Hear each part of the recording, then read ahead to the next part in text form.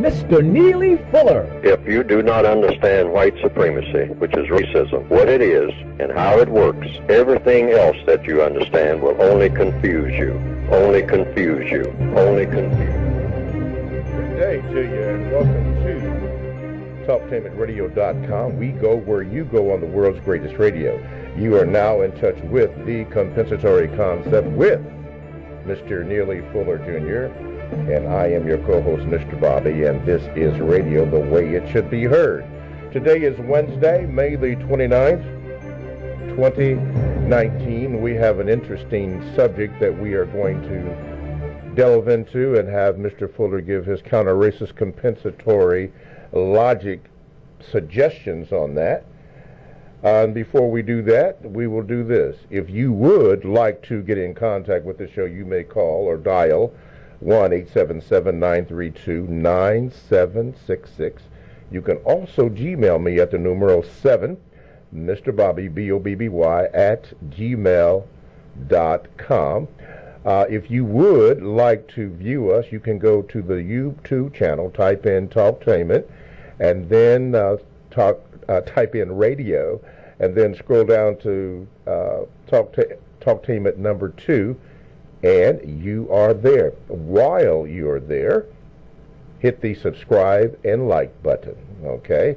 See, next, I'm supposed to tell you that you can also go to the TalkTainmentRadio.com homepage, click on Listen Live, and again, you're right there, and hit the like and subscribe button. And finally, you can go to Facebook.com/Talktainment, and you are there. Okay. Or you can hear the replay of the show. Anyway, we're there, and don't forget to donate, in particular for the second hour, which many of you have requested, and we are doing it, but we still need your donations, so don't forget to do that. We're going to have Mr. Fuller answer this particular question and also your Gmails, so you can dial up if you want to. Okay, I think all the house cleaning is out of the way. Let's start off with this. Mr. Fuller, let me say good morning to Mr. Fuller. Good morning, Mr. Fuller, and how are you? Good morning. I'm still learning. Okay, very good. Loud and clear. Okay, today's subject, Mr. Fuller, is taken from an incident that happened last week with Nancy Pelosi. The name of the topic today is It Wasn't Me. It wasn't me. And as the group that I'm associated with, we were discussing that. And what had happened briefly is that somebody, we don't know who it was, but Nancy Pelosi had made a speech, and she was speaking in the speech. And if you looked at the speech, and I just saw excerpts of the speech, it appeared that she was maybe inebriated or talking very, very funny. Now, it was her speaking, but what had happened that they had found out is that somebody, and we don't know who, had deliberately slowed down her speech to make it appear that she was intoxicated and slurring her words, and they found that out, that they have the technology, and probably been having the technology, to do this, to make an image of Nancy that was not true. And I bring that up because in some of the dealings that I received, Mr. Fuller, I have gone to other sites and I have seen where your voice and my voice was attached to a caricature. And the whole program, speaking for about, 2 hours. And if somebody doesn't know, they would think that it was you. And it made me think about something that you had said about when some of the callers and Gmailers had wanted you to do an e-book. And to me, this was proof right here as to why you don't do that and why it is a dangerous situation to be in, where somebody can take your words, slur them, or even change them, even if it's one word. Mr. Fuller, respond, please. Yes. There will be more and more of that in the future. They have the technology and whatnot, they meaning whomever chooses to do it. And a lot of people will be able to do it. So the truth will get lost about a lot of things, except just the printed word that somebody's already had in his or her possession, which is why I tried to rush to get my books out. I mean, in fact, it was more of a rush job than anything than I desired it to be, because I wanted the printed word to be out here at least before someone even begins to distort that, because they'll be able to do things with the printed word. Insert a word here, take out a word there, change the meaning altogether in a book that's supposed to be already out there and standard. Photographs. And they say there's an old saying way back in the 20s and 30s that pictures don't lie. Well, pictures may not lie, but people do. And people can take technology and make a picture appear to be something that is not. Have people, and you've probably seen that recently, or maybe not so recently, because it's been around a while, I understand, where you can have one person standing to another person in a photograph, and that person doesn't even know that person. And or you can actually have two people in a picture, and then you can describe what's going on, and the description of what's going on doesn't really fit what really happened at all. Yes, sir. And I'll give an example of that. I went to a meeting one day, and there was plenty of seats all around the place. It was a huge place. And so I just picked out a seat kind of away from everybody, and sort of, because I was doing some reading and whatnot, and I wanted to be where I wouldn't be disturbed. Plus, I was taking notes and listening to the speakers up at the podium. And a person came and sat beside me. And out of all the seats that were there, they came and sat right beside me. And so I thought that was odd, but then, I expect odd things to happen. So then I had to go somewhere for some reason, and I went away. I got up and left and went away for a few minutes, and then I came back. I think I went to get some paper or something to write on. And when I came back, I sat in a place really many rows away from where I had sat before. Yes, sir. And so then in a little while, when the place began to fill up, the same person came and sat beside me again. And then I noticed someone off distance taking a picture. And I say, oh, this is a setup. That's the conclusion I came to immediately. I say, now someone is going to take a photograph and say, this is a buddy of mine or a pal of mine or something. But anyhow, Neely Fuller is associated with this person, and we got photographic evidence. See what I mean? Yes, sir. So I'm telling people this story because watch out for that, because that type of thing will be very prevalent in the future. And see, like I said, even last week, after last week's show, I don't know if it was an hour or a couple hours afterwards, someone had posted it under a different title. They didn't use the same title that we did last week, but they used it and used a caricature of you, an image of you speaking, and it was the words that were spoken on last week's show. But the danger in that is that words on that particular video can be altered, which supports your statement about having the printed word out and not just an e-book or something where words can be altered. And there are people doing this. Now, in my opinion, this is just my opinion, I think it's the usual suspects, because it gives credence to what the racist white supremacists can do and the powerful things that they can do to alter people's thinking with an image. And imagery is tremendously powerful, and they are now using that. See, so somebody would look at that, Mr. Fuller, and say, this is what Neely Fuller said. And if you didn't hear it, the troubling thing is that people would believe that, Mr. Fuller. Absolutely. And it'll be done to a lot of other people in the future. It's going to be all kinds of what? Confusion. All right? And the white supremacists are masters of confusion.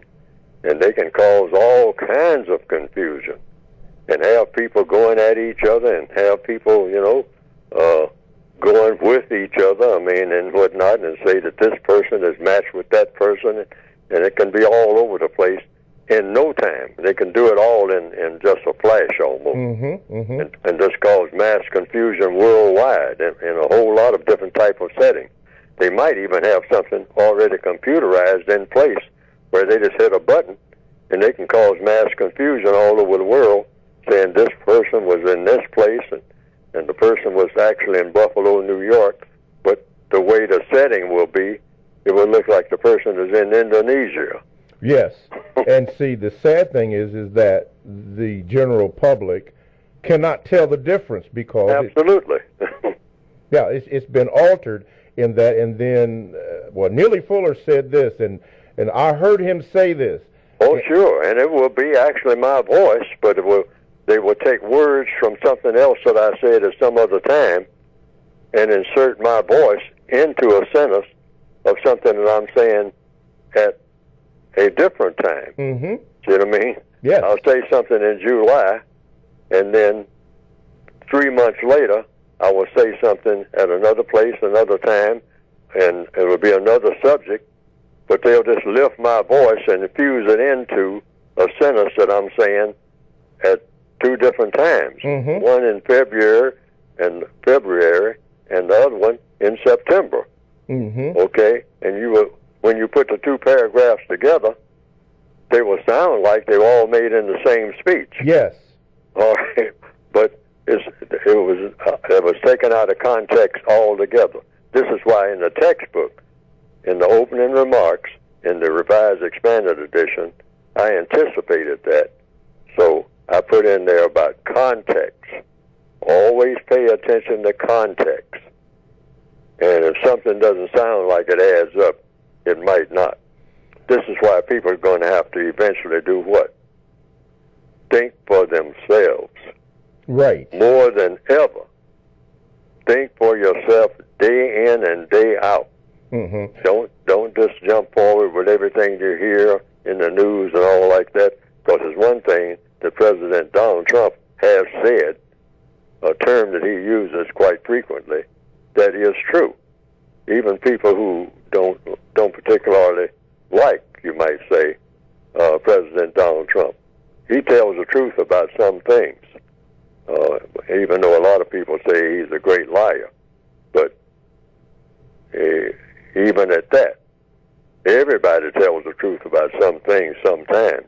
Yes. If they're here long enough. Mm-hmm, mm-hmm. Okay? So it's the term that he uses. He says fake. F-A-K-E. He uses that word a lot. Fake, fake. Well, in the system of white supremacy, a whole lot of things are fake. Absolutely. Not just so-called fake news. Mm-hmm, mm-hmm, mm-hmm. Absolutely. Let's do this here. TalkTainmentRadio.com is a 24/7, no-charge, worldwide broadcasting facility with hosts delivering on various topics such as news and lifestyle, sports, law, health, wellness, religion, and politics. And here's a couple that I'm going to share with you. Jazz Showcase with Brother Ed Dozier. You ought to check that out. That's on the weekend. All in the Family with S. Yolanda Robinson. Usually comes on Wednesdays. And how about this one right here? Conversation with Don Carina. Now, all these shows that I have just mentioned are exclusive to TalkTainmentRadio.com. And all you have to do, and I do say this every week, but all you have to do is go to the TalkTainmentRadio.com homepage, click on programs, and then there's a list of all the programs that Talktainment Radio has, and you could sample just a little bit of each program that you would like to get a flavor of how the program is. And if you like it, good. And you maybe hit the like and subscribe button to that. But the main thing is that these are exclusive to TalkTainmentRadio.com. So go there, check it out, and you like it. All this from Radio the Way It Should Be Heard. Talk to him at radio.com. Radio the Way It Should Be Heard. Our subject today on Wednesday, May the 29th, 2019 is It Wasn't Me. It wasn't me, in reference to what has happened to Nancy Pelosi. And this is dangerous times, people, as Mr. Fuller has been speaking about. And if you have a comment, I'm going to read some Gmails also, but if you have a comment about that, it wasn't you, then call this number, 1-877-932-9762. We can get your take on that or your opinion, and that would be good for the show. I'm going to start off, Mr. Fuller, with a question from Brother Darrell. He has two questions, and I'm going to see if I can get to both of them. Brother Darrell, I'm not going to use the site that you have down here, but I do respect what you've done. It said, Mr. Fuller, did you see or hear about the new Gillette commercial where a black father teaches his black transgender son how to shave? This father watches on with pride as his former daughter shaves for the first time. And he put SMDH. Anyway, that's all I can say. But if you haven't seen it, he mentioned there's a link here that I'm not going to see it. I'm not going to quote the link. Mr. Fuller, have you seen that commercial and what they are trying to promote? No, I haven't seen the commercial, but among black people, among people of color all over the world, like it says in the code book, and I give have all kinds of remarks about it under the 8th area of activity, they intend to completely confuse non-white people in matters of sex all over the world, as much as they possibly can. I mean, and using every tool that they can possibly think of, every type of idea. I even envision right now people just sitting, whole committees, sitting and saying, okay, well, do you think that we can come up with a sonar sexual? And somebody says across the room, well, sonar sexual? What's a sonar sexual? Well, that's just something I thought up about 2 o'clock this morning. I thought I'd run it past the committee here. And we're going to put this on black people because black people will grab anything that looks like it's new. And so the sonar sexual will be a black person who is a female when the sun is out, and when the sun goes behind a cloud, he begins to think in terms of, or she begins to think in terms of being a male, and back and forth and back and whatnot. Sun goes behind a cloud. I mean, that's sonar meaning relating to the sun. And so now you're in a different mood. You might even call it a mood sexual.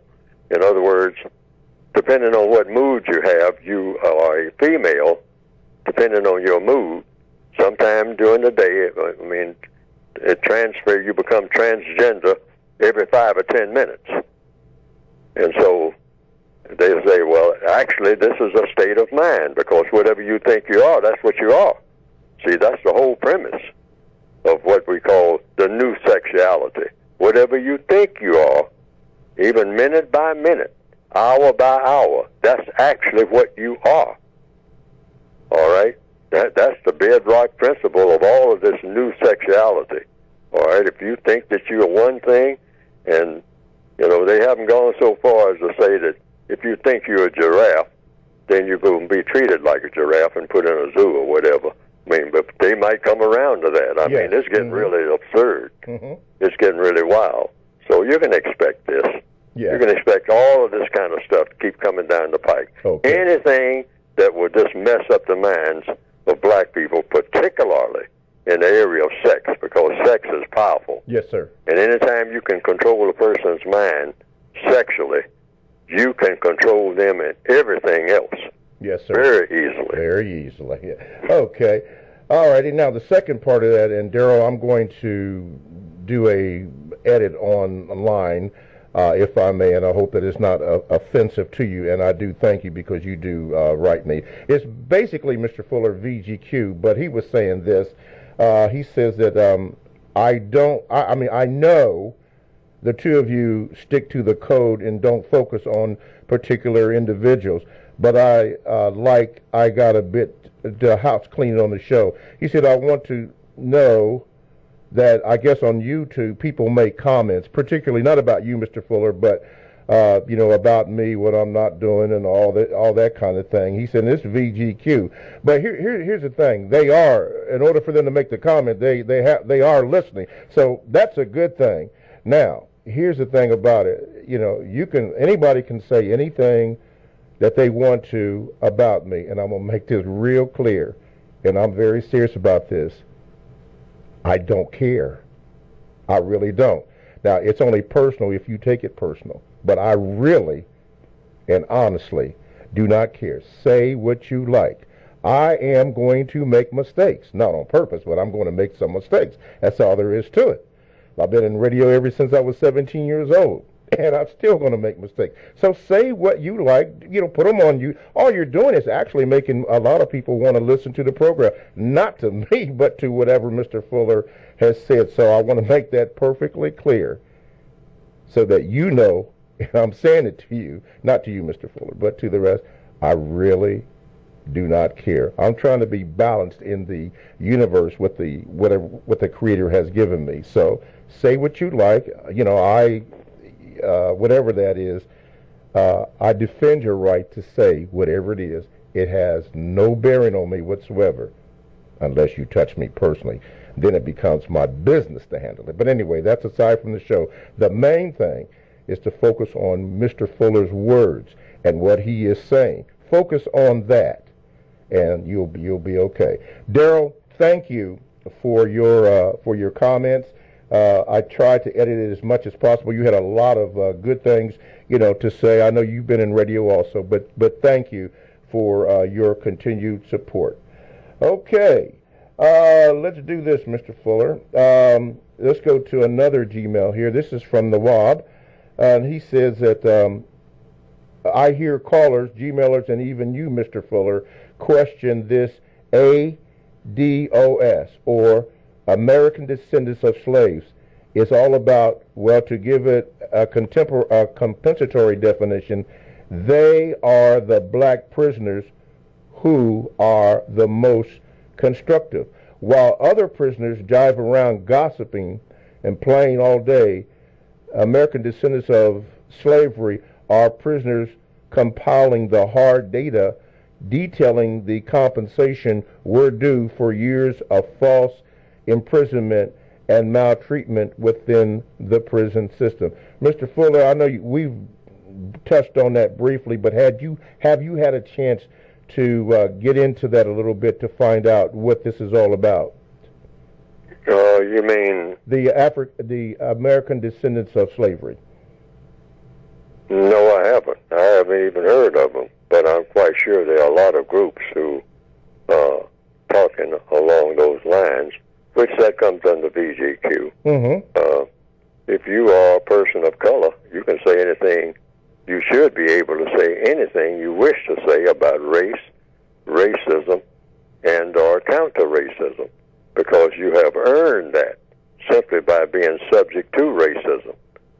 If you're a prisoner of war, and you were made a prisoner of war that you didn't start or have anything to do with, and you were made a prisoner of war actually before you were born, in your mother's womb, if you were a person of color, then when you came into the world, you should be able to legitimately make any remarks about that situation when people were opposed to you based on your color and did all kinds of terrible things, even to your foreparents, based on color.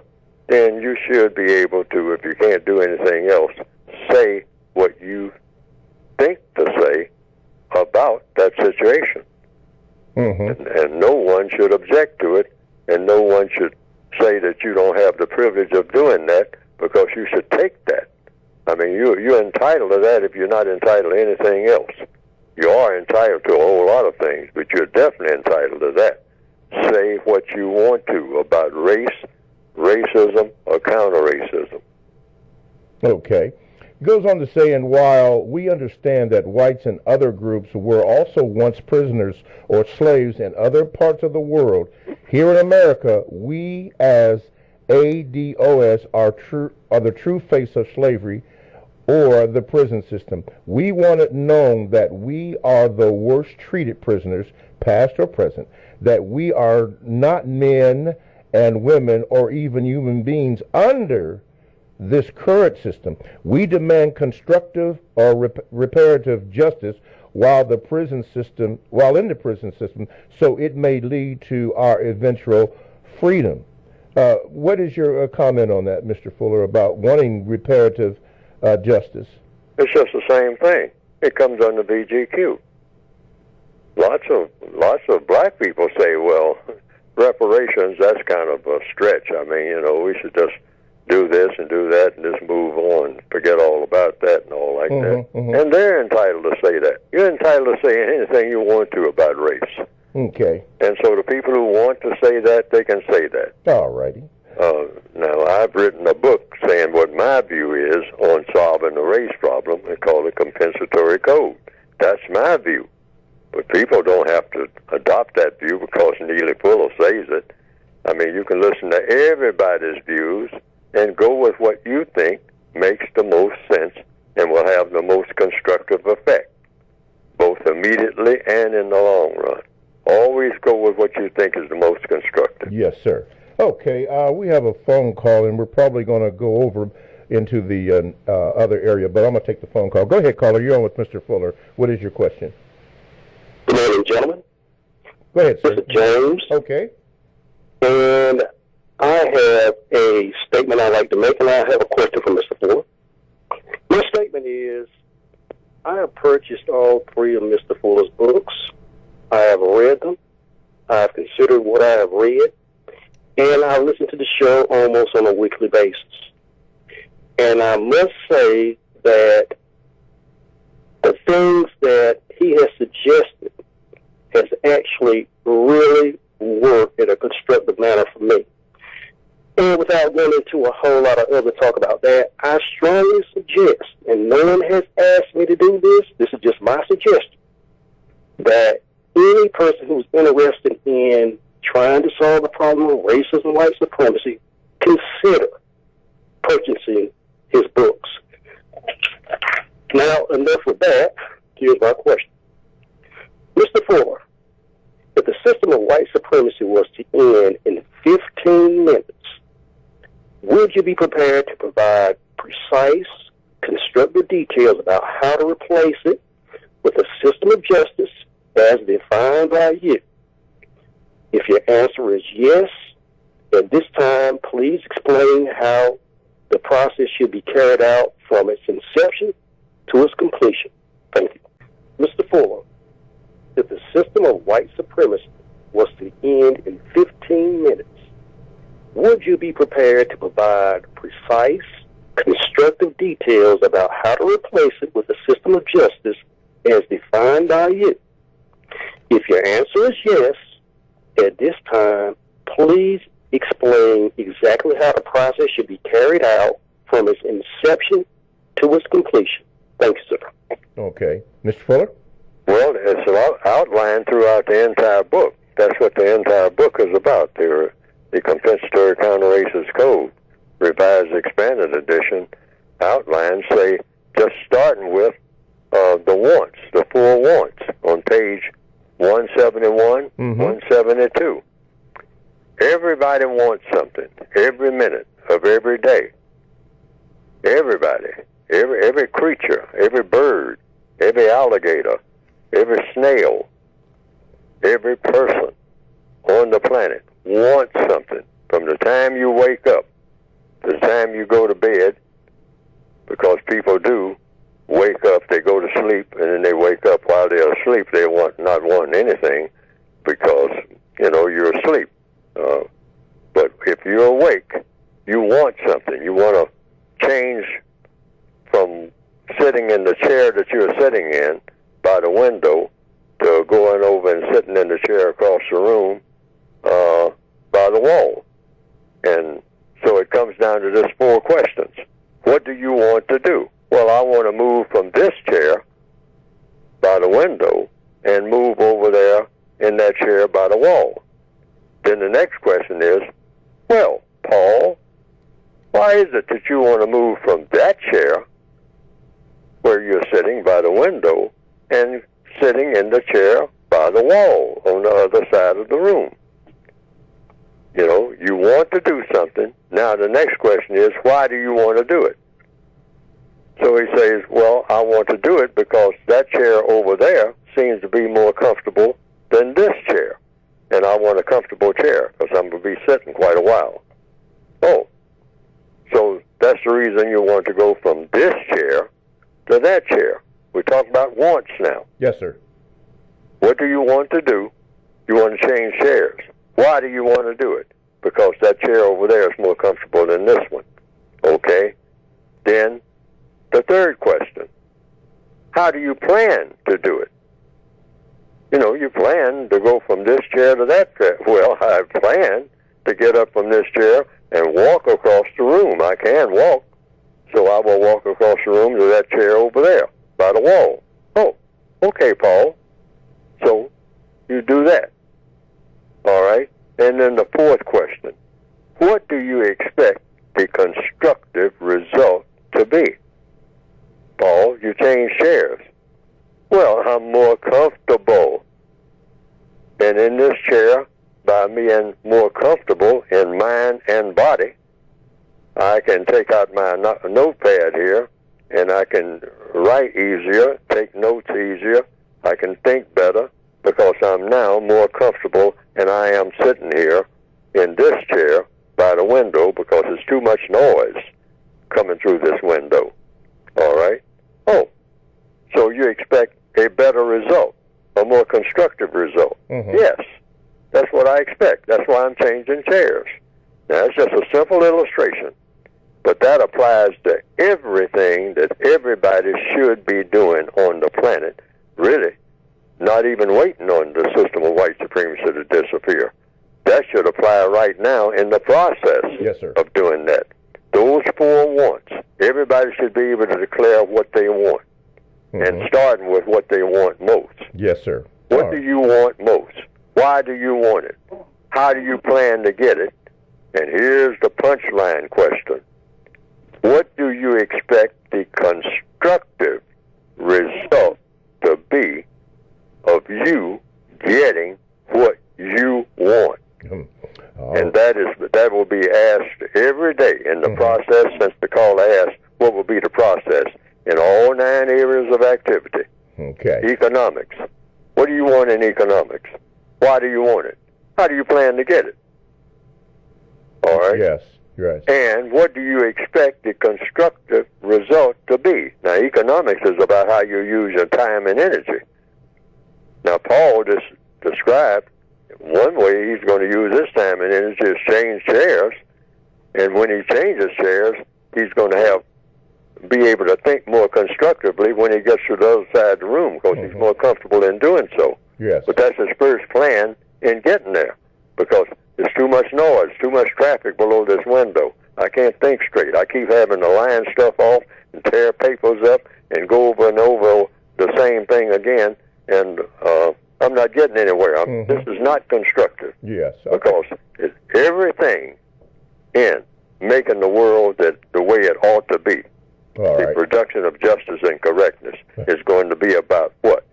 Always doing the most constructive thing in every circumstance Okay. and eliminate everything that is non-constructive.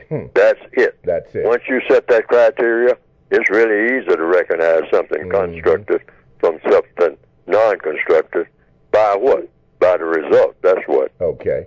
Just by you saying that, just in those 9 areas, immediately my mind went to 81 questions that could be asked before you even get to the core of the subject. All right, let's do this. Let's go to the phone lines. Okay, caller, you're on with Mr. Fuller. Go ahead, please. Hello? Hello. Hello? We're here. Oh, yes, sir. Okay, today, my question for Mr. Neely Fuller is, I'm unfamiliar with the code and it's just something that confuses me about helping those who need the most help.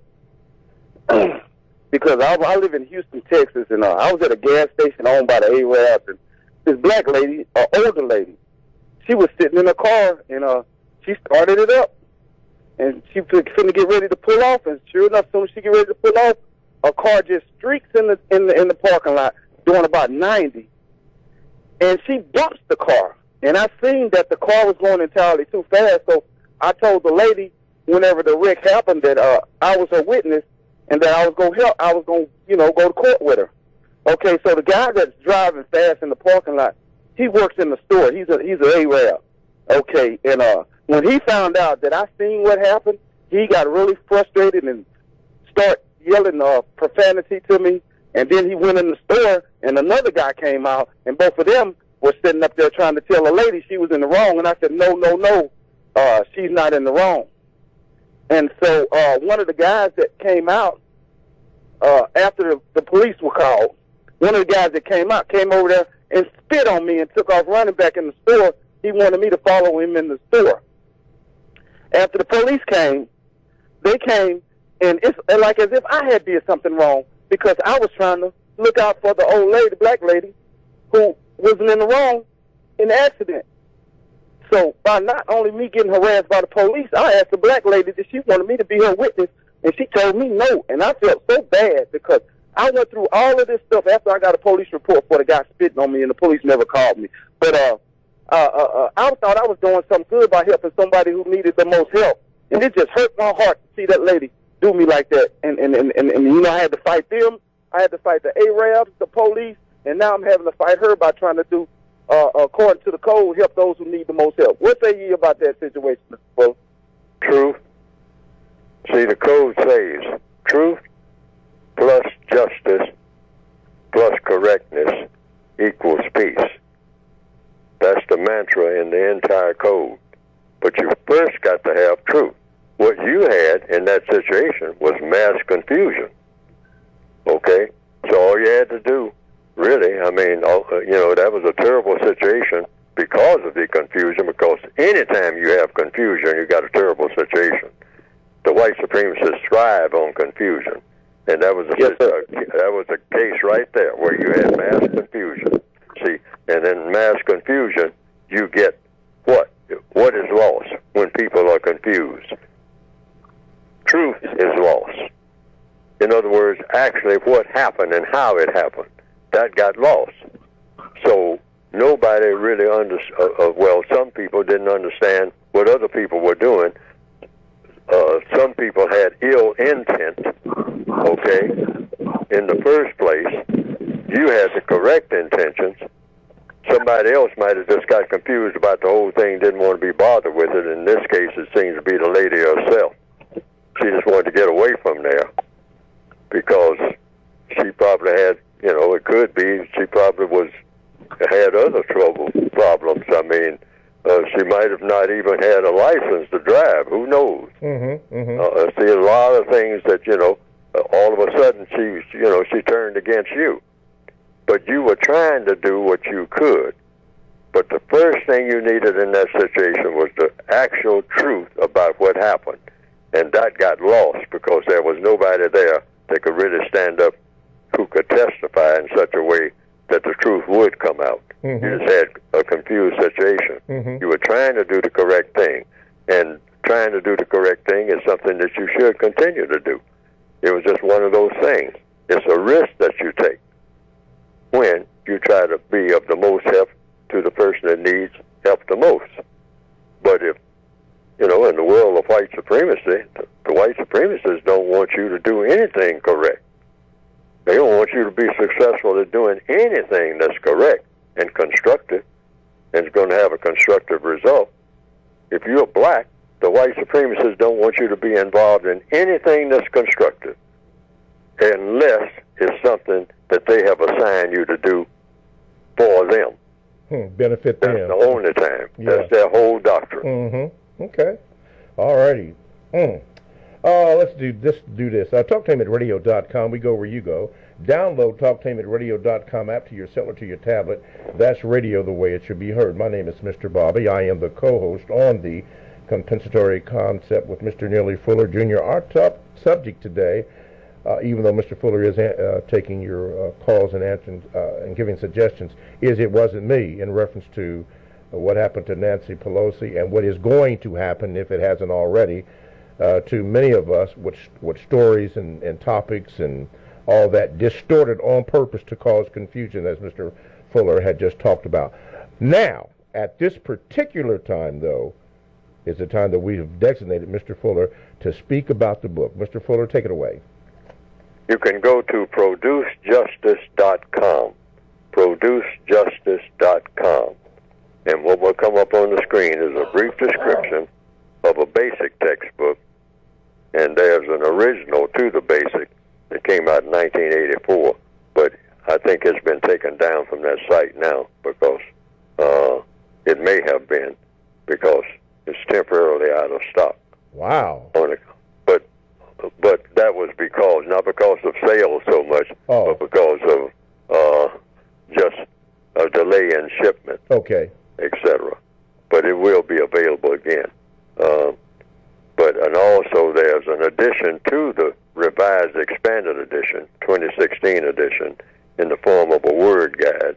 And this is for victims of white supremacy, people who perceive themselves to be victims of white supremacy. A lot of people of color say, well, I'm a person of color. I'm no victim of nothing. I ain't nobody's victim. And these people going around talking about their victims and whatnot, I ain't got time for that. I'm just doing my thing. Well, the book is not for you. If you perceive yourself as being victimized, either directly or indirectly, in any one or more areas of activity, economics, education, entertainment, labor, law, politics, religion, sex, and war, and you have been mistreated based on color, or you are being mistreated, and the book presumes that you are being mistreated if you're a person of color on this planet, whether you're aware of it or not. Just being here and a person of color, you're being mistreated by the white supremacists. In economics or in education, you're being shortchanged somewhere along the line. You're being mistreated. That's the assumption. And that's either true or false. But I took the position that that's absolutely true. It has to be. Because otherwise you can't say that there's any such thing as white supremacy. And white supremacy is about mistreatment of people of color. So the book is designed to have put forth suggestions about what you can do about it as individual persons. You know, not having to go and consult anybody. Look over your shoulder and ask this person to the left or this to the right or in front of you. I mean, you can go to the book and look at a situation and then look in the book and see if you can find something that applies to that situation, and then you apply it and try it and see if it works. Of course, if you find something that doesn't work for your circumstances, then brush right past that. Never do anything that your mind tells you doesn't seem to add up to something that's going to produce a constructive result. And that is what the book is for. And because the theory is, if you solve the problems of each individual black person, for instance, then you have solved the problem of all black people en masse. We usually think of solving the problems of masses of black people, but people are individuals first. So if you can solve the problem, the daily problem, I'm talking about day by day, moment by moment, on the job, everything else, solve every problem. If you can come up with a formula for solving that person's problem, and then the person across town or across the world of color is doing something that solves his or her problem, then all problems are solved. That's the mathematical equation. Mm-hmm. If you solve the problems of each individual, you solve the problems of all individuals. That's why it's called the United Independent Compensatory Code. Okay. So Counter-racist code. Counter-racist code. ProduceJustice.com. ProduceJustice.com is how you get the book. Okay. ProduceJustice.com. All righty, let's go to the phone lines. Caller, you are now on with Mr. Neely Fuller Jr. You can be heard, so speak away. Good morning, Mr. Bobby and Mr. Fuller. Mr. Fuller, I watched one of the movies you suggested last night, which was Bound for Glory, the story of Woody Guthrie. And it seems like the main character in the movie, Woody Guthrie, anytime he spoke, he would most of the time ask a question. And I know Mr. Fuller said in the past that part of the code is anytime that you speak, try to put it in a question form. And if you're going to make a statement, try to make sure that you're absolutely sure that the statement is logical and is true. So I was just going to ask if Mr. Fuller can express the importance of that. Thank you. Okay, thank you. Mr. Fuller? Very much so. See, and this is the way you avoid arguments and have conversations. I say that all black people should never, from this day forward, from this moment forward, have an argument with anybody. And how do you do that? How do you avoid having an argument? What you do is go into the question mode, like the person that just called in a few minutes ago about the gas station incident. If first of all, you ask for permission to ask some questions. And one question that could have been asked of the lady who was receiving help from the individual who was trying to be of help, well, madam, do you want me to help you? Do you want me to help you in this situation? You didn't ask for my help, but do you want me to help you? Or are you asking me to help you? Or do you mind if I help you or try to help you? Yes, sir. Or straighten this out? And if she says no, then that's your answer. But you put it in the form of a question. See, when people become argumentative, first thing you do is go into question mode. Stay away from making any kind of statement. Don't make a statement about anything. Just ask questions. When the officer showed up, just ask the officer, was it all right for me to try to help this lady? I was trying to help the lady. Is that permissible as a citizen? Trying to help another citizen? Is that against the law? And and if you tell me that it is, then I apologize for having done something that I didn't know was against the law. He has to wait for the answer from the law. I mean, okay. Right. So you wait for the answer. Just wait for the answer. Never help them with the answer either. That's another thing. It's called conversation control. See, rather than have an argument, always have conversations. Okay. What's the difference between an argument and a conversation? An argument just leads to a bigger argument. A conversation leads to the solution to a problem. And you do this by going into question mode and staying there. Everything that you say, once everything gets hot, if you say anything at all, the first thing is you stop saying anything. But if you say something, put it in the form of a question. And all problems can be solved through questions. It will take everybody right where they need to be. Yes. It may not take everybody where they wanted to go. But, I mean, questions and answers will always take people where they need to be. Yes. All problems can be solved. Can be solved. There was never a problem in the universe that wasn't solved through the process of what? Questions and answers. That's what school is about. That's what court is about. Questions and answers. So in the Houston incident that the brother brought up, by asking questions, he could have cut down but you really confusion. have to be on your toes and think. Yes. See, that happened I think that happened pretty quickly. It did. Everything became unraveled. Yes. People spitting on people and Yes. all that. I mean, that's a physical thing. All right, and this person talking, and then another person jumping in, and then the law enforcement people get there and say, what have you got to do with it? Right. Right. And then threatening to put you in jail. I mean, it's starting a disturbance and whatnot. You just ask questions. That's all. If you say anything at all, just back off. And if anybody says anything to you, you put it in the form of a question. Or if they ask you a question, you just answer the question truthfully.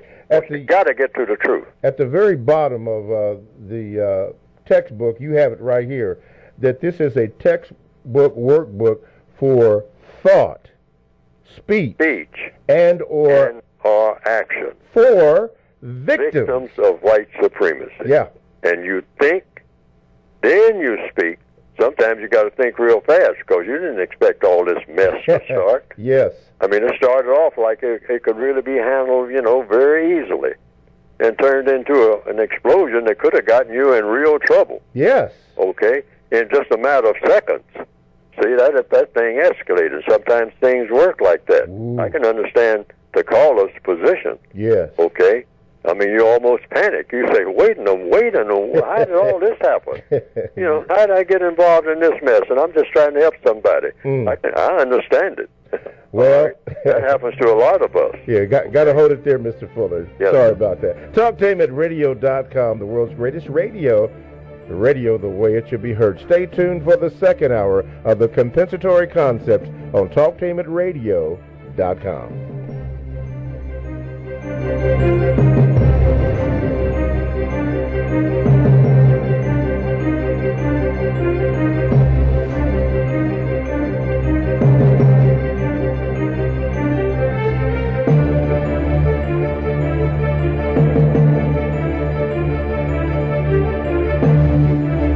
Thanks for listening to The Compensatory Concept with Mr. Neely Fuller, heard exclusively on TalkTameAtRadio.com, the world's greatest radio. The most important question in all racial matters is why. One should always ask it. Radio, the way it should be heard. You've got the power. The world's greatest radio. TalkTameAtRadio.com. Talktainment Radio, worldwide sound. Talktainmentradio.com. We give you a reason to come. The world's greatest radio. We give you a reason to stay. Radio, the way it should be heard. You got the power. The views and opinions expressed are those of the host and guest and not necessarily those of TalkTameAtRadio.com, the management, the staff, or K&E World Network, LLC. Live call-in talk show. Dial 1-877-932-9766 and join the conversation here on TalkTameAtRadio.com. This is The Compensatory Concept with Mr. Neely Fuller, heard exclusively on TalkTameAtRadio.com, the world's greatest radio. Radio, the way it should be heard. And now, Mr. Neely Fuller. If you do not understand white supremacy, which is racism, what it is and how it works, everything else that you understand will only confuse you. Only confuse you. Only confuse you. Okay, again, welcome to TalkTameAtRadio.com. We go where you go, the world's greatest radio. You are in touch with the compensatory concept with Mr. Neely Fuller, Jr. I am your co-host, Mr. Bobby, and this is radio the way it should be heard. To get in contact with the show, call 1-877-932-9766, or you can Gmail me at the numeral 7, Mr. Bobby, B-O-B-B-Y, at gmail.com. You can also listen and view the program by going to the YouTube channel, typing in the word Talktainment, and then typing in the word radio, and then scroll down to Talktainment number 2. And, of course, you're there. If you are, and if you do elect to do that, hit the subscribe and like button. I'm told to tell you that. Also, you can go to the TalkTameAtRadio.com homepage and just hit listen live, and you're right there. Hit the like and subscribe button there. And finally, if you want to hear the replay of yourself or the whole show, go to Facebook.com/Talktainment, and you are there. We're speaking, this is the subject, about It Wasn't Me, in relation to what happened to Nancy Pelosi this week. Somebody, we don't know who, altered her voice, slowed the tape down of her actually speaking, but they slowed it down in such a way that if you saw it and didn't know that it was slowed down, you would think that she was inebriated or drunk or something. And the usual suspects are allegedly behind all of this, and the President Trump actually used that video in one of his speeches, and it gave the image that she was drunk, and it actually wasn't true. It was her, but then it wasn't her because of that. And they do the same thing to Mr. Fuller's voice, or Mr. Fuller and mine. I've seen caricatures of even today's show will probably be up an hour or so afterwards, where the potential to use or that technology can be used to distort what Mr. Fuller has been saying. This is precisely why the e-book situation is not going to happen, because it can be easily manipulated. It wasn't me is the title, but of course Mr. Fuller will answer all questions that you have. Mr. Fuller, a question came up during the week in the group that I'm involved with. Why does it seem important for a black man in particular to jump bad? You know, I am bad. That seems to be the prevailing. Why is that in the system of white supremacy, racism? Does that seem to be such a prevalent thing? Hello, Mr. Fuller. Hello. Yeah. Did you hear the question? Yes. Okay. Yeah. Malehood in the system of white supremacy and probably in other systems going way back is associated with being strong and also being potentially violent. All right? And that's how people are raised. All the heroes are people that carry swords. You know, at a very young age, you go to school and you learn what? The knight in shining armor. Okay, what does a knight in shining armor do? Does he wash dishes? Does he plow? Does he make things and build houses and what? No, knight in shining armor goes around with armor on, all over, covered from head to foot. That's for protection. Protection against what? From somebody who is getting ready to do him bodily harm. Then, along with that, he's got a sword or two of some type, and he's going to do somebody bodily harm. Now, this is a hero. Now, that's what you learn at a very early age. So by the time you're 15 or 16 years old, that's ingrained in your mind. So in answer to the question, first thing you think about is violence when you are around people, period. You're thinking about violence. Why? Because you've been fed that from elementary school. I mean, a person, you know, the doctors, you know, who cares about what a doctor did? The person that cured polio, who cares? I mean, the polio devastated many people at one time. It was a terrible disease. But the average person doesn't know anything about who did anything to cure polio. Or if somebody comes up with a cure for 15 different types of cancer, they are relegated to just old musty textbooks that nobody reads anyway. I mean, their name becomes completely forgotten 15 days after it's announced that they came up with formulas for curing 30 different types of cancer overnight. You go into the hospital this evening, by morning you're out, regardless of what kind of cancer you had. And this person was instrumental in coming up with one formula that will cure it all. And that person will be forgotten in no time.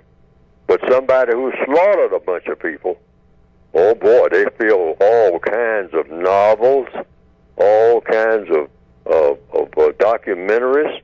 You run hours on hours and hours of film about it. That person, why? He or she is a killer, particularly a male. So black people are taught the same thing that the white supremacists are taught, and that is killing is great. Killing is great. So when black people, they'll look around at the world and they'll say, well, if killing is great, now let's see now. Okay, I got to kill somebody. So let me see now. Who would I kill? You know? Well, I see some white people moving around here. Well, I already know from what happened to some people I already know in my family and whatnot, what happens when you even get on the wrong side of white folks. So I ain't killing none of them folks. So now, you know, so that eliminates white people. So here's your black male now. So he's sitting around, I mean, looking up and down the street. Well, I got to kill somebody, you know. Oh, well, hey, my school buddies that I used to go to school with, you know, particularly some of them that I fell out with, live over there in that other neighborhood. You know, I got a gun, and I noticed that when I killed them, people say Black Lives Matter, but I don't see nobody making no big fuss about it. They hang a few teddy bears on a fence, and day after tomorrow, after the rain washes it all away, and then somebody else gets killed. That's all I've seen around here. So I think I'll join that crowd. So that's your answer. That's why we do it. Why? Because it's easy. That's why. There's nothing big about killing somebody. You don't have to do nothing to kill somebody. But to cure somebody who got third-degree burns all over their body because they were in a fire, that takes a lot of skill. A doctor in that emergency ward somewhere right now, somebody's coming in that spilled the gasoline on themselves. Gasoline burns. And they were a ball of fire, all right? Now, that person is still alive and being brought into the emergency room. Now, here's that doctor. That doctor had to do a whole lot of studying because his work is cut out for him or her. Big time. But no, black people, young black males are taught what? Oh, don't be no doctor. Curing somebody, that's boring. Killing somebody, that's fun. I got me a 9mm. In fact, I got 3 of them. Got one down strapped around my leg. I'm going to do somebody in. I mean, you know, hey, that's fun. Hey, yeah. Pop, pop, pop, pop. Did you see him fall? Did you see that? Hey, man. Yeah, that's black people. Okay. All right. Yeah, jumping bad. Okay. Yeah. Where you mentioned something in there about the cancers. I know you were using that as an example, but were you aware that former President Richard M. Nixon commissioned a study by the NIH, the National Institutes of Health, along with certain pharmaceutical companies, about cannabis oil and its effect on cancer? And when the study was completed, I believe back in 1974, if I have it correctly by memory, that it was discovered by the National Institutes of Health and by the pharmaceuticals that cannabis oil cures, at that particular time, 34 cancers. But here was the thing. The information on that, Mr. Fuller, was not released until 2014. That was under the Freedom of Information Act.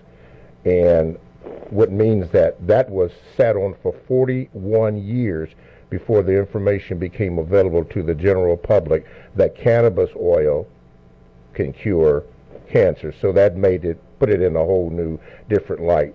That was just, some information that I had obtained and couldn't believe that they would sit on that particular piece of information for 41 years, making cancer a business instead of finding and announcing the cure for it, along with what Dr. Sabi had discovered. Okay, there's a little bit of information here. Okay, finishing up the Gmail from Nanab. He said, descendants of African slavery efforts have gained traction and attention from prominent officials outside of the prison, such as the financiers and politicians.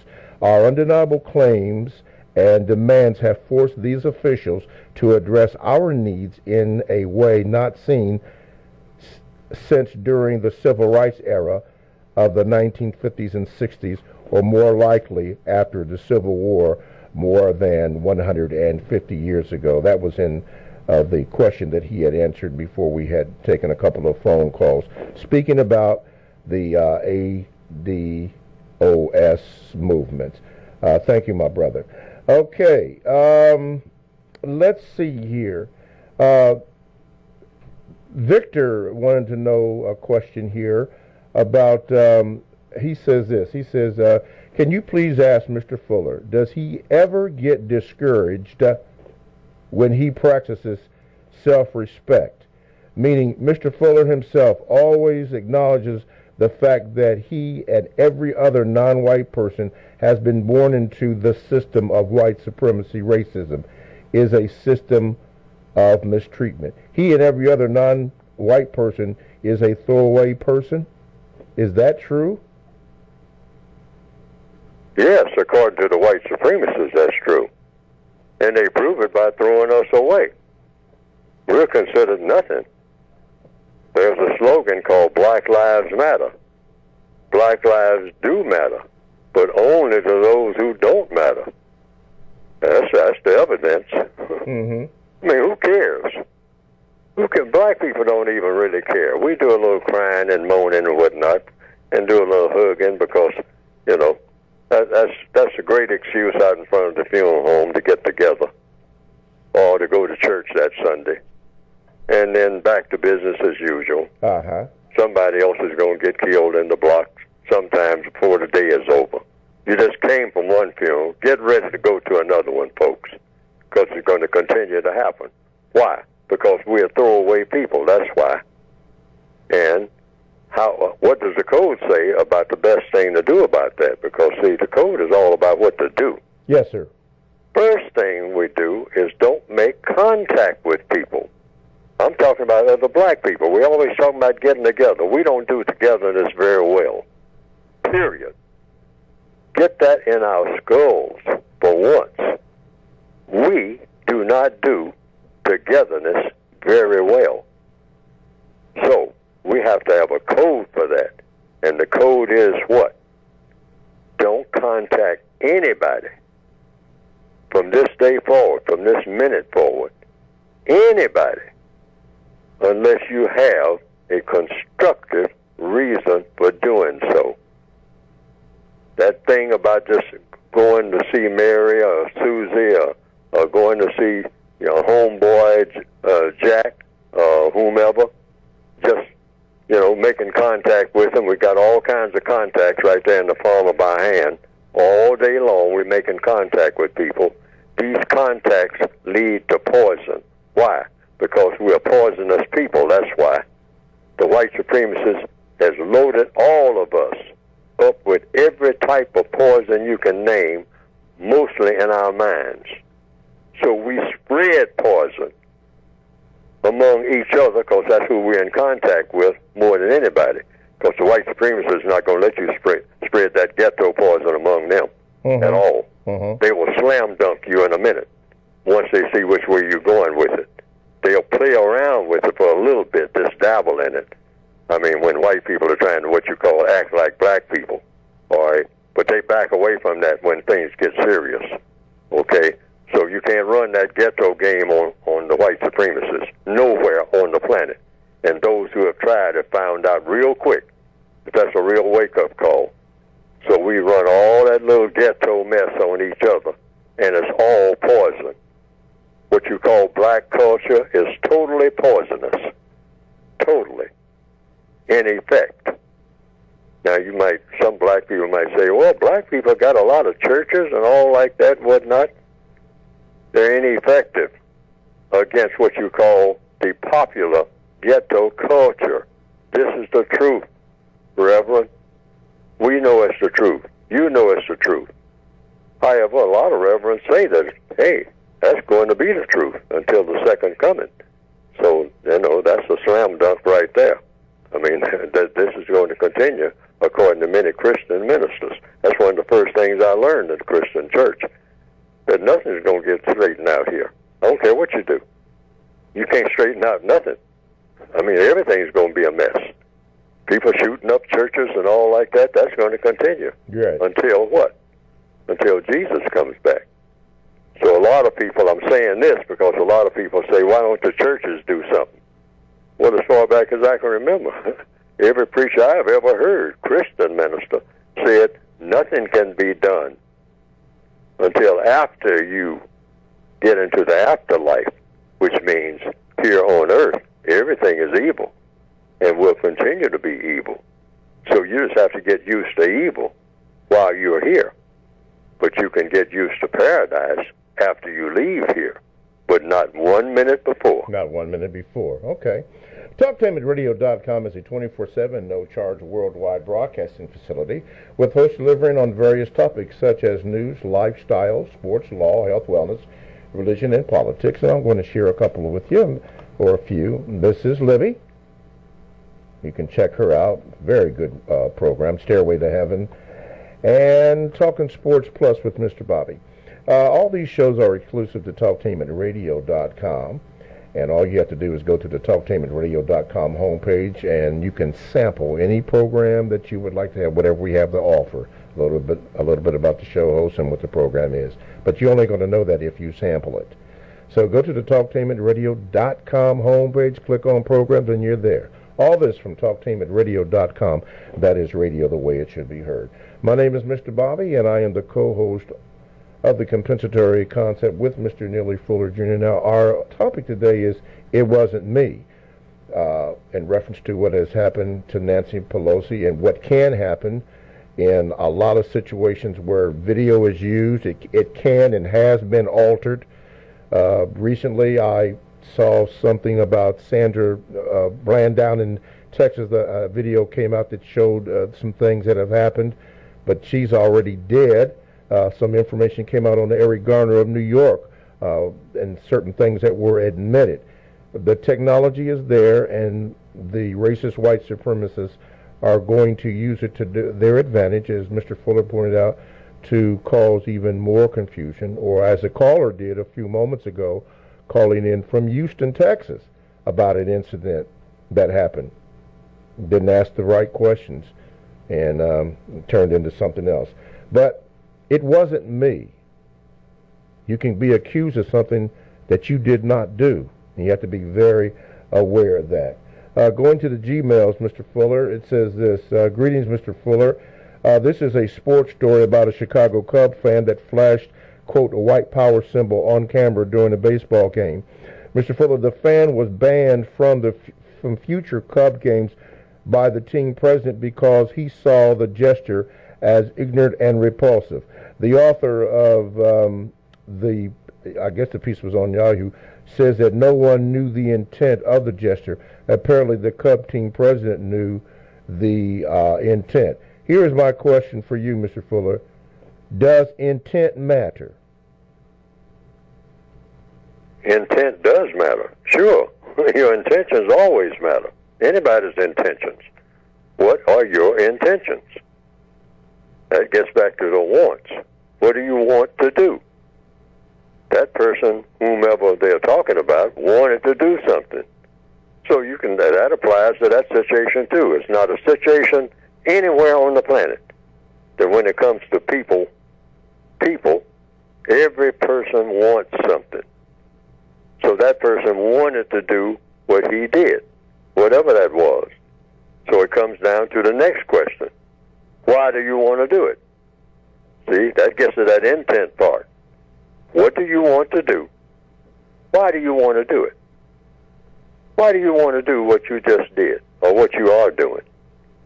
Okay, and you wait on the person's answer. That's all. You go into the question mode. And then the third question, how did you plan to do it? If it's something he hasn't already done, but if he's already done it, evidently he had a plan because he did it. He planned to do it and then he did it. Yes. So that's obvious. Yes. And then that fourth question, now what do you expect the constructive result to be of what you just did, sir? You can just ask him that. That's what I would do. I mean, before I said anything, I would go into those four questions. One. Well, he was banned from future Chicago Cub games for making that gesture. And for people who don't know what this gesture is, I was told, Mr. Fuller, it was the gesture that we used to say okay. Everything is A-okay. You know that hand gesture. But also there's a further meaning behind it, a demonic meaning of 666. But it was flashed in front of Doug Glanville, former Chicago Cub player who is now a reporter for the Cubs, and it was flashed while he was giving a report on something, and some thought it was funny, but the Cub management obviously knew what it was and immediately, addressed that situation. Well, if I had been on that scene and I was involved in it, where I had to say something about it, I was required to say something about it, the approach would be just the codified way that I did it a while ago. I would address the person who did whatever was being done and have all the cameras rolling and all like that. Say, now let's get to the truth about this matter. And that punchline would be, what do you expect a constructive result to be of what you just did? Okay. What do you expect a constructive? You did what you did in order to get a result. That's what people do. That's what squirrels do. When a squirrel climbs that tree, they expect to get a result from going up that tree. I may not know what it is, but why did the squirrel go up the tree?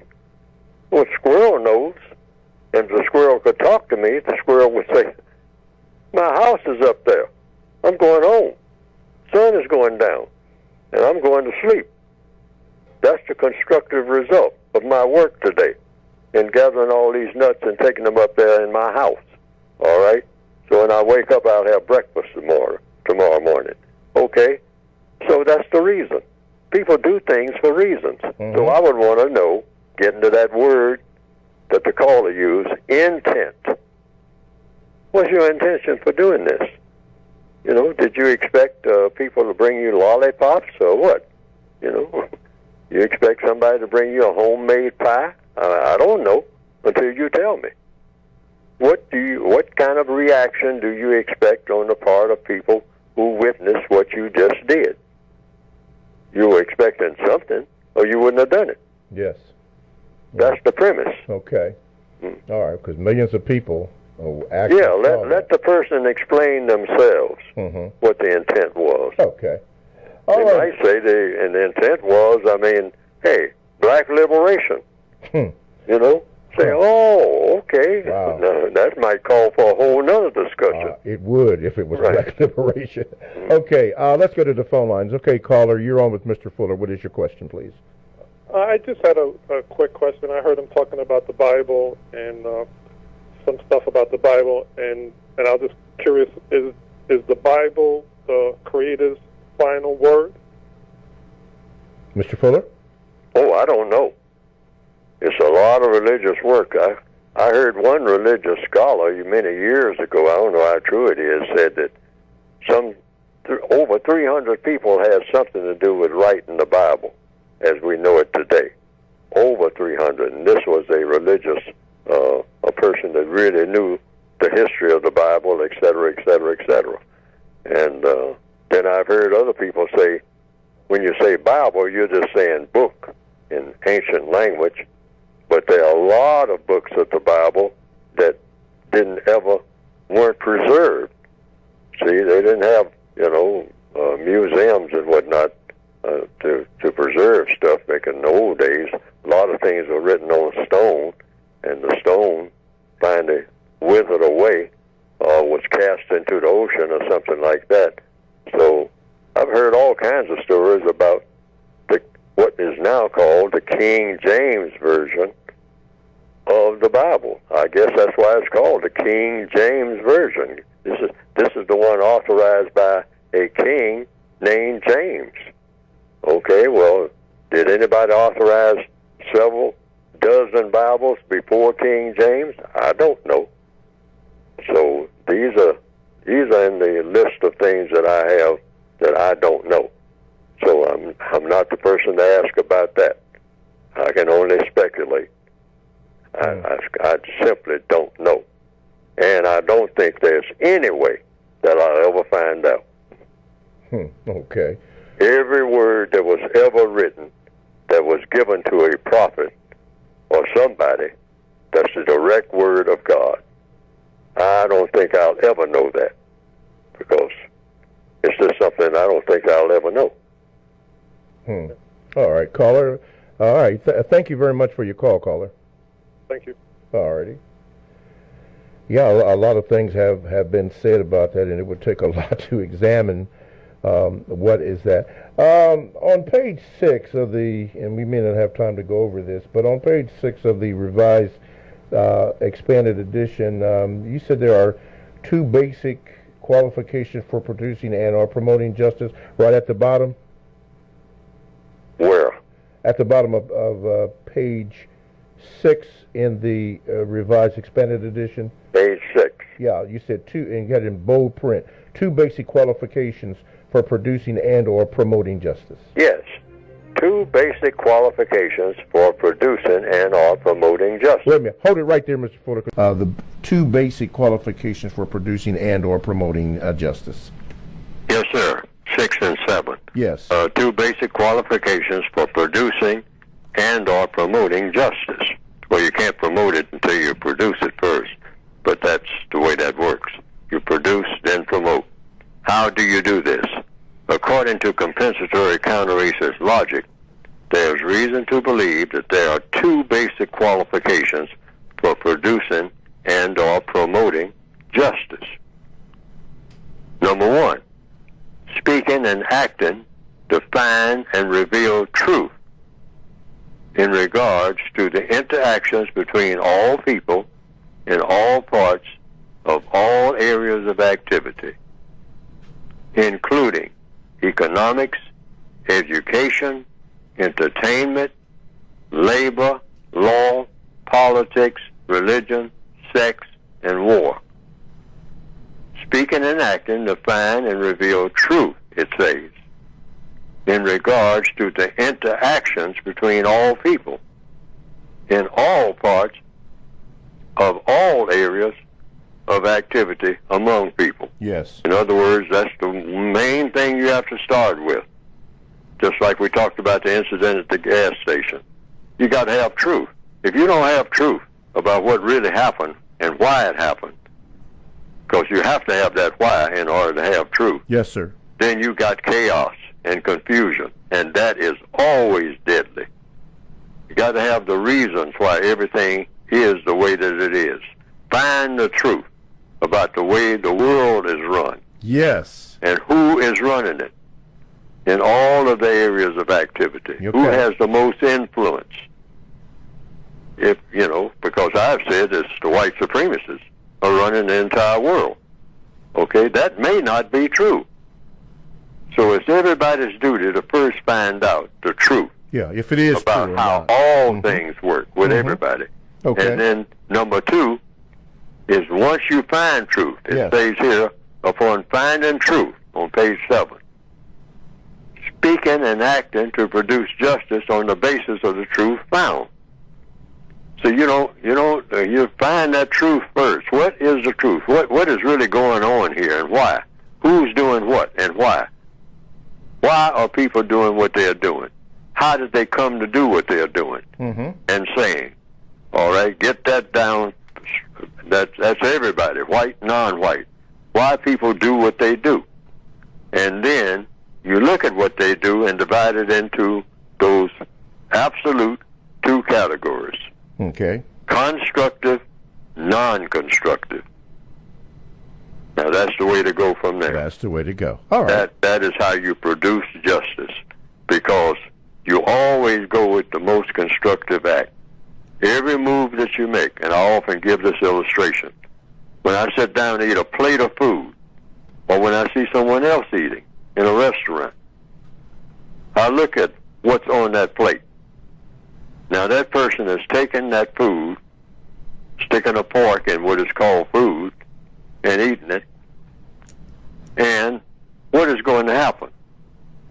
Since it's not anything in between, constructive and non-constructive, that food is going to have a constructive effect on that person's body or a non-constructive effect. Yes. And I really have to wrestle with that myself. In fact, I am on what I call a real killer regimen right now, myself, personally. It's come to this because certain things I was doing were giving me headaches. There's a reason why you get a headache. And when I stopped eating certain foods, I stopped getting those headaches. Yeah, they disappeared. Now, not everybody's body is made the same. Yes. Be certain what gives one person a headache won't bother another person. Mm-hmm, mm-hmm. But a headache is a signal that something is out of order. Yes. So I traced it at something that I was consuming that I shouldn't have been consuming. So a lot of things that I liked and have liked most of my existence, that my body could put up with a lot of poison. My body will not put up with poison now like it used to. Okay. See, the body breaks down.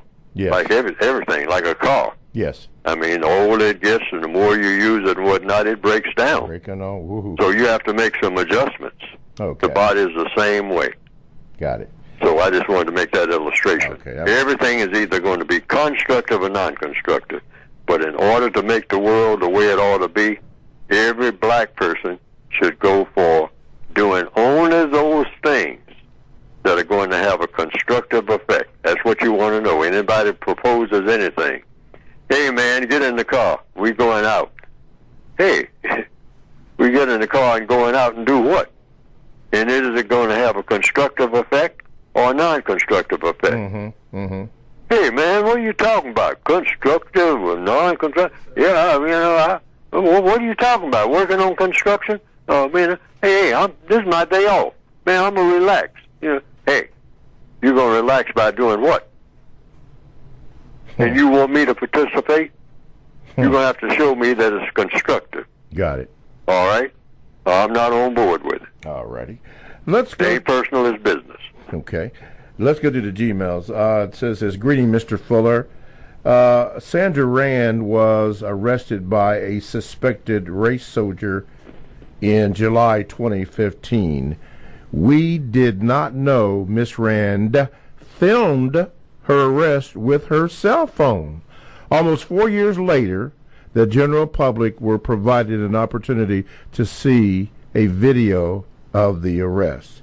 Mr. Fuller, is the purpose of releasing the video evidence to elicit an emotional response from the victims of racism, white supremacy? It could have been. It could have been. It comes down to intent, see, but in order to have intent, you have to think about everything that happened and everything that everybody said happened, including the people involved, and why it happened. Why the officer said what he said or did what he did. What was the intent? And you got to seek for the truth, okay? And why the lady responded as she did. Did she say anything? What did she say? How did she say? Did she do anything? What did she do? How did she do it? Okay? Everything that the officer did, every move that officer did, every movement in his body, was it the correct thing to do, the constructive thing to do, or the non-constructive thing to do? So you have to walk through each and every inch of each and every frame. And then you have to interpret what really happened based on what you're looking at. And was there anything that happened before it was being recorded? Okay? Things that happened that were not recorded that led up to that. All that has to be considered as best you possibly can.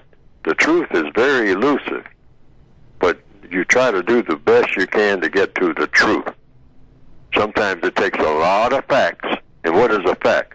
A fact is just a small truth leading up to a bigger truth, the final truth, the final product, like in anything. So you have to have a lot of facts sometimes. Sometimes you just have 10 or 12 facts. Might not be enough facts. I think there's an old detective movie, TV series called Dragnet, with a detective named Joe Friday. Joe Friday, right. And he used to say, just the facts, ma'am, just the facts. I mean, don't try to add anything, don't subtract anything, just give it straight, just like it happened. And we'll try to interpret what all these facts mount up to finally get to the bigger truth, you might say. Okay. Alrighty, TalkTameAtRadio.com. We go where you go. Download TalkTameAtRadio.com app to your cell or to your tablet. That's radio the way it should be heard. My name is Mr. Bobby, the co-host on the compensatory concept with Mr. Neely Fuller Jr. And at this time, we designated for a time for Mr. Fuller to speak about his book. Mr. Fuller, go ahead and speak to your book here. Just go, in order to get the book and get other information, including information about this program, go to producejustice.com. That's producejustice.com. And what will come up on the screen is a brief description of a basic, revised, expanded edition of the 1984 edition. And if you want that, an additional book called Compensatory Counter-Racist Codified Word Guide. Now, that's all explained in the book itself, but it suggests how to use words, how not to use words, what questions to ask when other people use certain words that may have, you might call, confusing meanings, and because the way that people communicate is through words. Words are tools of communication, and you can have what they call a breakdown in communication, where people are really not making sense, you might say, one to the other, when one person is saying one thing and the other person is saying something else, and it seems to be contradiction in what is being said, and it can lead to conflict that is completely unnecessary. So you have to have, in order to have communications, in order to have conversations rather than arguments, the textbook, workbook for victims of white supremacy is supposed to be designed to help do that. And that's what the word guide, which is the addition to the basic book, is for. Also, the basic book is supposed to tell each individual victim of racism what to do in all 9 areas of activity. Some suggestions. Doesn't cover everything because people do thousands of things, but some basic suggestions that you can consider doing and not doing in every situation that you encounter. Encounter in what? When? Where? In economics, the use of time and energy, in education, do's and don'ts, in entertainment, do's and don'ts, in labor, law, politics, do's and don'ts, religion, sex, and war. So if you're talking about this, it's about thought, speech, and action. If you're talking about somebody about religion, what are certain things you do and certain things you don't do? Just discussing religion so that you don't have what? A religious argument that can escalate into what? A fight. Because all over the world as we speak right now, people are having arguments about religion, about how you go about relating to the higher powers, as we say. God, Jehovah, Allah, the Creator, the Great Spirit, whatever. People get into actual fights and start slaughtering each other based on a breakdown in communication discussing religion. It started off just being a discussion. Then it turned into an argument, and then it turned into a fight. Then it turned into killing and mass bloodshed that goes on and on and on. Codification is about avoiding all of that as much as you possibly can. By what? The use of words. How you say things. When you respond. What to do, what not to do in certain circumstances. That's, I call it loosely, the counter-racist code, because this is designed for people of color in a world dominated by the system of white supremacy. Go to producejustice.com. Producejustice.com. Okay. Alrighty, let's go to the phone lines. Go ahead, caller. You're on with Mr. Fuller. Go ahead, please. Yes, sir, Dr. Fuller. I want to piggyback on something that you said a few minutes ago. You were talking about replacing the system of white supremacy with the system of justice. And here's my what you call VGQ on that. In order to replace the system of white supremacy, you mentioned replacing the system of white supremacy with the system of justice. From the word justice, you get the word just. And a just person is a righteous person. So in order for a person to replace the system of white supremacy with a system of justice, you yourself have to be a just and a righteous person. And this lies where the problem with people of color all over the planet. We've been programmed to be a unrighteous, non-constructive people. And that's the reason why the system of white supremacy has ruled over people of color all these hundreds of years. Would you agree with that?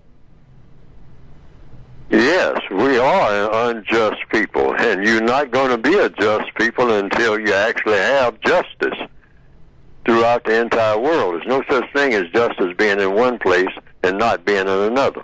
Justice means complete, floor to ceiling, wall to wall, if there is a ceiling or a floor, and if there is a wall and another wall. Mm-hmm. But justice is unlimited. It includes everybody, because what is the compensatory definition for justice? I made up one. I think will stand the test of time, and if anybody comes up with a better one, I'll adopt it. But it's made up of two parts. Guaranteeing that no person is mistreated. That's part one. Part two, guaranteeing that the person that needs help the most gets the most constructive help. That's 24/7, applying to everybody worldwide, those two things. Otherwise, you don't have justice. So that's a tall order. But you have to start from where you are. You are in an unjust system, a system that's designed to prevent justice. But you do the best you can within that system, because you have to do it within the system, because you are not somewhere else other than in the system. You're in the prison system of white supremacy. If you're a person of color, you have to work to, you might call, detoxize, if you want to say that. Work to take the poison out of a poisonous system so that the poison doesn't exist, which means that system will not exist, and it would exist in a system of justice. You replace it, but you got to do it from where you are. How do you do it? Make sure that everything that you do as best you can has a constructive effect. Everything that you say has a constructive effect, because anytime you're a person of color and you do anything that's constructive, that is like dynamite going off in the system of white supremacy. It really is. The system of white supremacy do not want a person of color, do not want a black person ever doing anything that is of constructive value. We are supposed to be a non-constructive people. Everything that's really stupid, silly, non-constructive, breaking up something, tearing something down, killing somebody for no reason at all, that's supposed to be black people's exclusive department. And the only time a black person is supposed to do anything that what we call loosely, in slang language, makes sense, is when a white person puts a whip on them and make them do it. That's the only time a black person is supposed to do anything that what we call loosely makes sense. When no white people are around, everything that black people do is supposed to be something that's absolutely stupid. And we have just about fit that bill. If you actually look at how we act when you look up and see nothing but just endless black people. I mean, look out, because the poison is going to spread, because that's all that's there. Does that include your actions when you were in the military with the Army and also the Air Force? Oh, that includes anywhere I've ever been, anywhere. Mm-hmm. That's all I've ever seen, and I think if black people would tell the truth, that's all they've ever seen. Black people, we always talk about get together, but when you get us together and there are no white people around nowhere, within miles and miles and miles. And black people are all together, bunched up in the system of white supremacy. See, because it's not black people's fault. It's that everything that's worth anything is taken away from a situation like that. That's the first thing the white supremacists do. They don't do it all at once. They do it gradually. Yes. All right? Just by letting a vacant lot get filled up with trash. See, that's a little thing. You don't notice it at first. Mm-hmm. But it starts with that. So then a window gets broken. Right. All right? And it's never repaired. Okay? Then the streets are not clean. And so on, yeah. All right, and so on and so on and so on. Next thing you know, black people are just walking around looking at each other, not knowing what to do about anything, not knowing how to do anything of constructive value. So what do? Go into a non-stop destructive mode. So start going at each other. Okay. So, all right, like prisoners milling around in a prison yard and have no resources at all. Okay, we got about a minute and a half. So while you were in the military, and some of black folk were referred to as the colored crew or whatever, does it surprise you, and this was admitted the other day, that the Army, or rather that the service, use experimentation on its black troops? Oh, well, the white supremacists are experimenting with black people all the time. They experiment with your mind. Yeah. That's the thing to experiment with. And your body will follow, all right? So they got control of our minds, so just being in the military, that's control right there. Big time, okay? So it's no different in what we call, you don't even have to have a frame of reference about geography or what label you come under, whether you're a soldier or a sailor or a technician in a laboratory and whatnot. You're under the system of white supremacy. They control it. And like I said a while ago, they don't want a black person involved in anything that is of supreme constructive value, not at all, period, unless they are controlling it for their benefit. Mm-hmm. I mean, a black person who got constructive ideas and getting with another black person, and they're doing something constructive exclusively, that's poison to the entire system of white supremacy. When one black person is dealing with another black person, it's supposed to be something super stupid. Period. All righty. Well, we got to leave that there, Mr.